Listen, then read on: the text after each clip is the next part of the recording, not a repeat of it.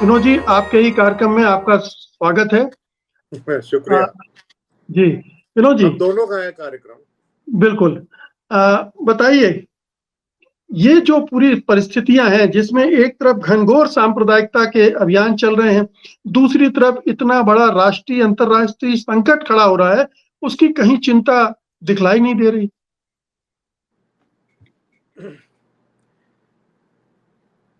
किस किस को देखें, किस किस को रोएं। आराम बड़ी चीज है, लिहाफ ओढ़ के सोएं। ये है इनका, मैं समझता हूँ, मूल मंत्र। आप कह रहे थे कि माननीय प्रधानमंत्री नजर नहीं आ रहे थे, लेकिन नहीं, वो कार्यरत थे। वो बिम्स्टेक गए हुए थे जब इतना बड़ा बहस हो रहा था हमारे देश की संसद में वक्फ बोर्ड पे, और फिर वहां से वो तशरीफ ले गए श्रीलंका, और श्रीलंका में उन्होंने तमिल लोगों को मिले, वहाँ के जो आज के रूलर है, हुक्मरान है, उनसे भी मिले। फिर उसके बाद वहां से सीधे तमिलनाडु पहुंचकर उन्होंने एक पुल का इनॉग्रेशन किया।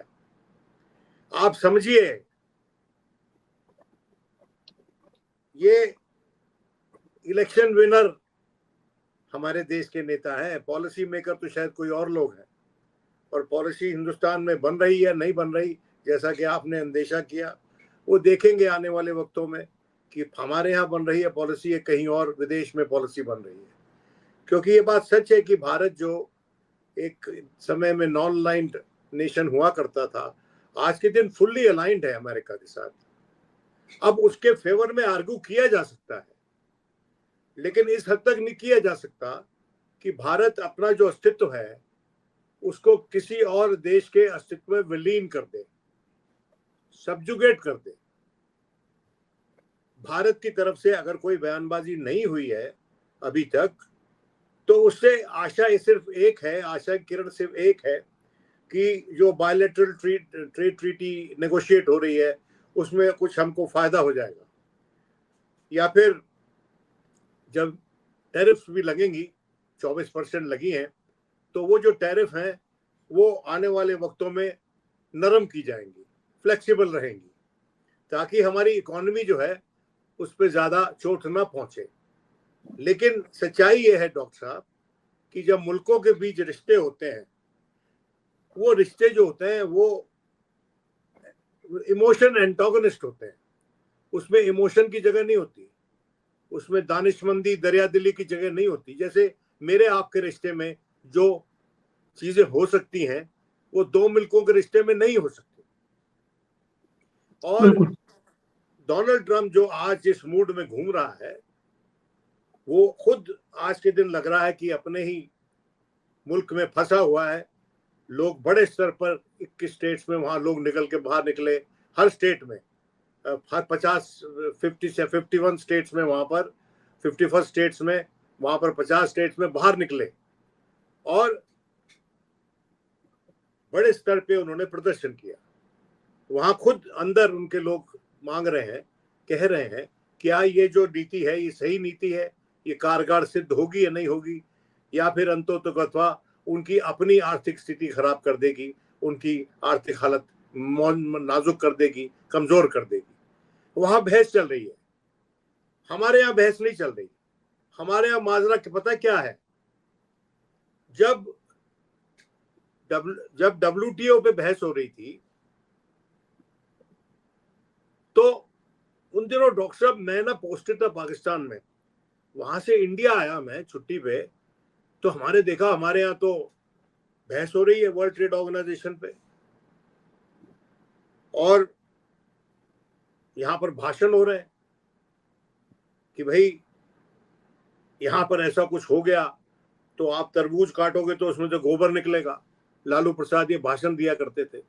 तो मैं कहता था कम से कम जनता तक ये बात पहुंचा तो कोई रहा है, किसी भी तरीके से पहुंचा रहा है कि कुछ ऐसा हो रहा है जो बहुत बड़ा हो सकता है, जो हर व्यक्ति, हर इलेक्टर की जिंदगी को आघात पहुंचा सकता है या राहत पहुंचा सकता है।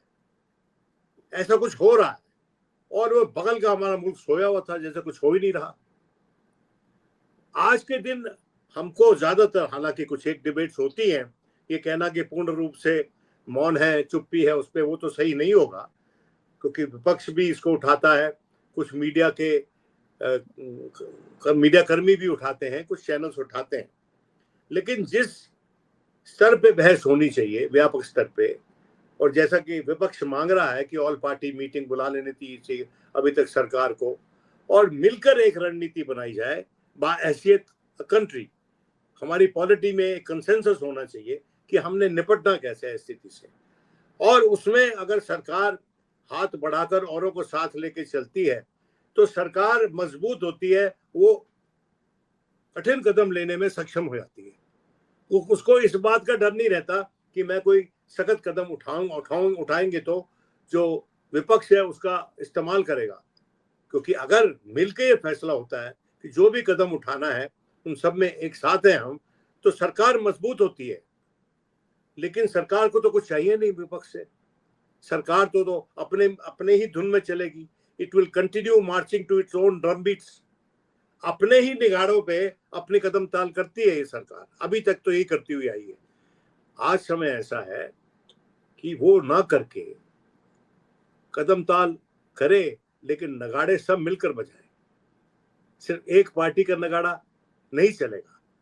ये बात सच है कि एक सत्तारूढ़ दल है, उसका पहला हक है कि क्या पॉलिसी बनानी है, लेकिन अगर उस पॉलिसी में इनपुट लेकर विपक्ष का और एक पॉलिसी बनाते हैं तो हम सबकी मजबूती जो है वो सरकार को ट्रांसफर होती है, और सरकार जो है ज्यादा अच्छे सक्षम तरीके से बातचीत कर सकती है, बायलैटरली नेगोशिएट कर सकती है, और देख सकती है दुनिया में क्या हो रहा है, और जो उसको किसी दूसरे की स्ट्रेटजी सही लग रही है उससे भी जाके हामी भर सकती है।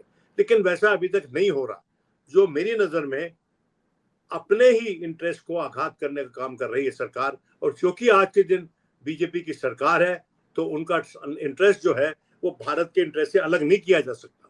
जो अगर वो आहत होगी, अगर उनको पॉलिटिकली नुकसान होगा तो इकोनॉमिकली भारत को भी होगा।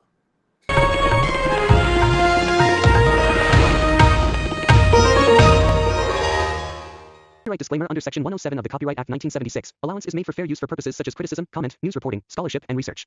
Fair use is a use permitted by copyright statute that might otherwise be infringing.